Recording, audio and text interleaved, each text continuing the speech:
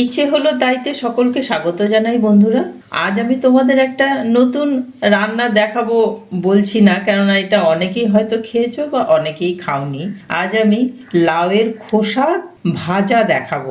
ভর্তা তো অনেকেই খেয়েছো, ভাজা খেয়েছো কি? আমি লাউয়ের খোসা একটু মোটা, এইভাবে একটু মোটা করে কেটে নিয়েছি। এবার ভালো করে ধুয়ে নিয়েছি, আর এবার এগুলোকে সরু সরু করে কুচিয়ে নেব। লাউয়ের খোসাগুলো কুচিয়ে নিয়ে এসছি, এরকম সরু সরু ভাবে কুচোতে হবে।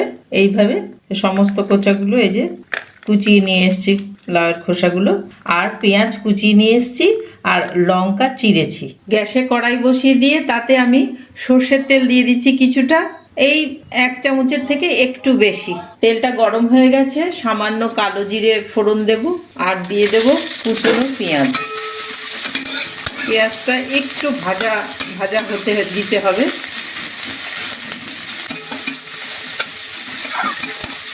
এবার লঙ্কা দিয়ে দিচ্ছি, চেরা লঙ্কাগুলো দিয়ে দিলাম। সামান্য ভাজা হয়েছে, এবার লাউয়ের খোসা কুচনোগুলো দিয়ে দিচ্ছি। ভালো করে নাড়িয়ে মিশিয়ে নেব।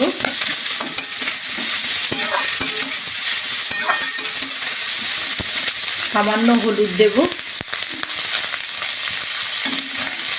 সামান্য লবণ দেব স্বাদ অনুসারে।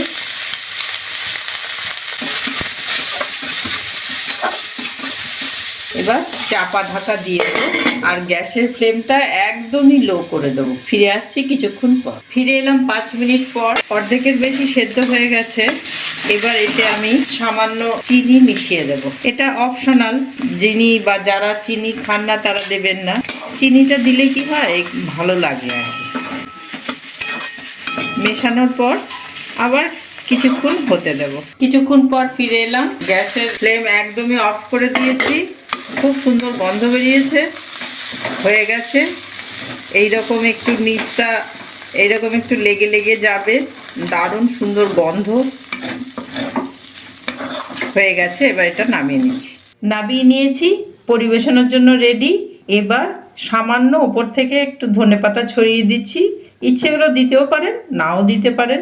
দেখার সৌন্দর্য আর ধনেপাতার একটা গন্ধতে খুবই ভালো লাগে। এইভাবে করে খেয়ে দেখবেন বন্ধুরা, আমি কথা দিলাম ভালো লাগবেই লাগবে, খুবই ভালো লাগে। আর প্রথম ভাতের পাতে খেতে তো সুন্দর লাগেই, এবং পরোটার সাথেও ভালো লাগবে, লুচির সাথেও ভালো লাগবে। ফেলে দেওয়া জিনিস দিয়ে যে এত উপাদেয় একটা খাবার তৈরি করা যায়, না খেলে বিশ্বাসই করতে পারবেন না। আচ্ছা, আজকে তাহলে চলি, আর দেখা হবে পরের ভিডিওতে। আর যারা সাথে আছেন তারা তো আছেনই, লাইক কমেন্ট দিয়ে জানাবেন কিরকম লাগলো।